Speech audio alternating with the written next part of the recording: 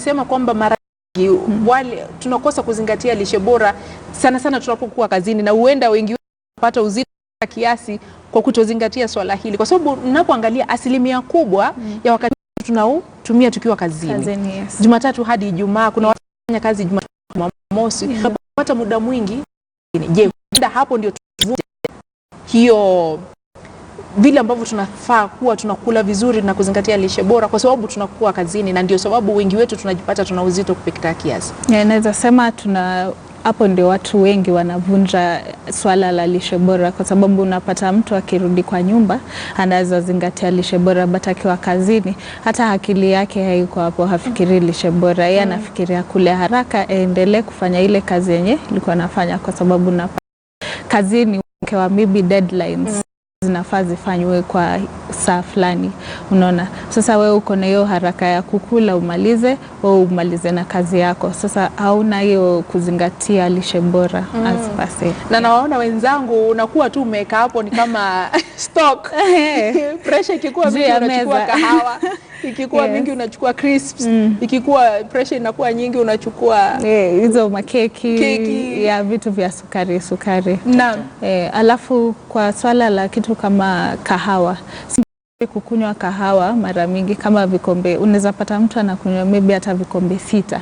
Si vizuri. Remember, hiyo kahawa iko na kitu inaitwa caffeine, na caffeine ina iron. Ukikunywa caffeine mingi, hiyo iron kwa mwili venye inafaa. Na nini inafanyika wakati hiyo iron haitumiki? One, concentration inarudi chini. Because now iron ndio inasaidia kupeleka oxygen to your brain and back. So kama unakula hiyo kahawa mingi na bind hiyo iron, kwa hivyo unapata vitu kama hauwezi concentrate kazini, concentration yako inarudi chini, alafu you are not active, unakuwa na vitu kama dizziness because of lack of iron. It's brought about by too much caffeine intake. Yes. Na nikirudi kwa kuzungumza kuhusu mazoezi, tunazungumza kuhusu nini haswa? Awali nimejaribu kufafanua kuwa cha muhimu ni kuangalia mazoezi kama kusonga. Kuna hizi initiative kama ya corporates wamesema kitu inaitwa global challenge, and wanajaribu kufanya watu watembee. Kuna hizi step count ku make sure 10,000. Hapo awali tulifanya research kidogo, na kawaida mtu ambaye anatumia matatu na atasonga mtu ambaye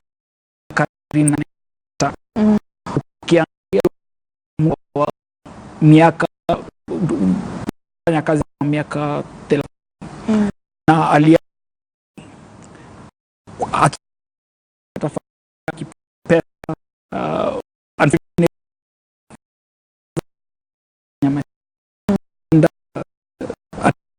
banda kukula cha nutrients. So during the problem is they don't move around. They're not walking enough, and the most simple exercise you can do in office is moving. Kutembea kutoka eneo moja mpaka nyingine. Kama ni break, nenda fence kutumia, if you're going up once or twice. Basically just try and increase how active you are. Kwa sababu usipofanya hivyo then kitu inaitwa metabolism yako ina drop. Sijui kama umeona kuna watu wako na shida ile ya wakiingia kwa matatu analala tu. Na anaenda kazini ni asubuhi, na ukiangalia utapata mtu anaingia kwa matatu asubuhi fresh, alilala vizuri, lakini akiingia kwa matatu na akae kama hafanyi kitu analala. Na one of the reasons of this imekaribia resting metabolism sana. So ile akifanya activity zaidi, ile kusonga kutembea ata raise metabolism, better able to stay alive, work wakiwa kuanza kwa wakati ambapo kutoka uamke ukifika pale ofisini, vile ambavyo unakaa, wakati ambavyo unakaa. Watu wengi niko na shida za mgongo. Hata ukiangalia kwa ofisi mara kwa mara wengine anajibaya ama anajikunja vibaya kuangalia ile laptop na nini. So the amount of anafaa kuchukua ili kusema toke katembee around, angalie atoke nje, pumua tu hewa safi. Inasaidia sana.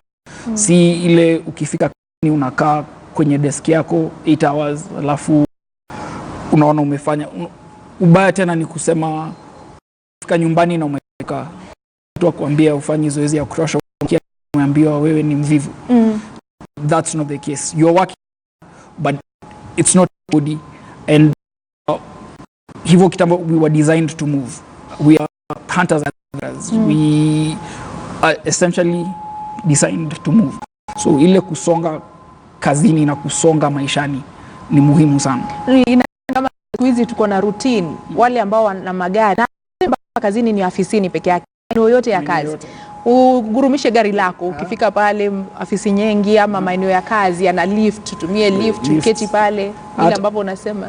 Hata kwenda vitu kama starehe ya weekend, utapata unataka kwenda mahali ambapo utatafuta parking karibu sana na mahali unaenda kujistarehesha. Ukienda supermarket unatafuta mahali sana unaenda kujistarehesha.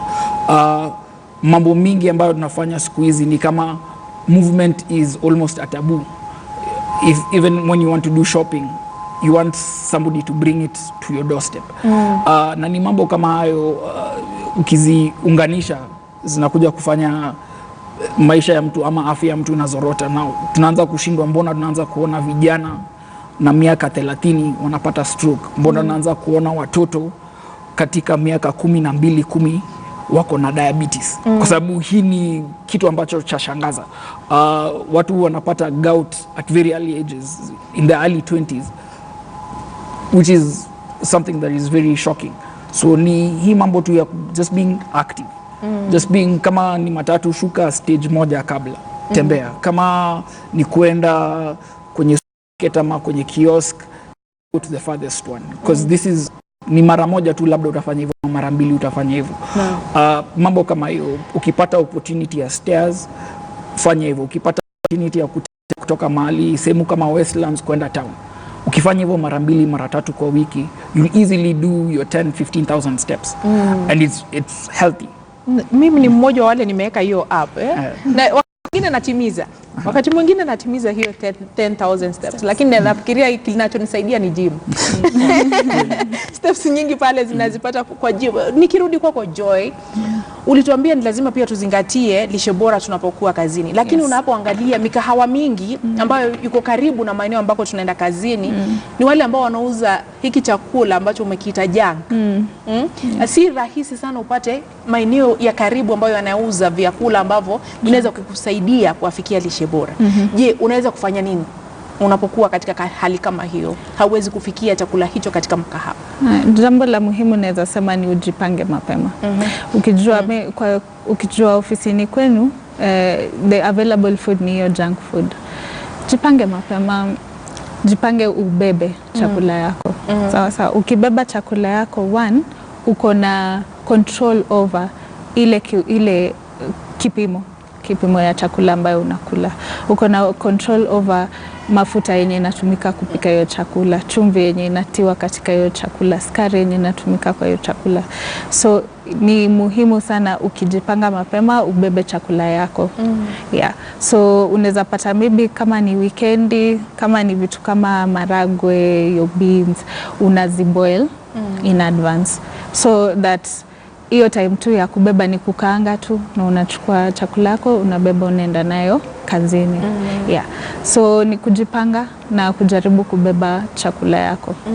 Na kwa wale labda ambao hawajui mpangilio huu wa lishe bora, utakuwa ukitueleza muda usiokuwa mrefu ni mambo gani ambayo unastahili kuyazingatia kwa wale labda wanataka kupunguza uzito na bado wako kazini, hawafanyi mazoezi na wanataka kupunguza uzito, ni vyakula vya aina gani ambavyo wanastahili kuvizingatia? Na pia portions. Unajua unaambiwa unakula viwango gani na vipimo gani? Utatueleza mengi zaidi. Umetaja kitu kuhusu jinsi ambavyo tunaketi, tunainuka, utakuwa ukituonyesha njia mwafaka ya kuketi tunapokuwa kazini. Mtazamaji, na maswali yako tutakuwa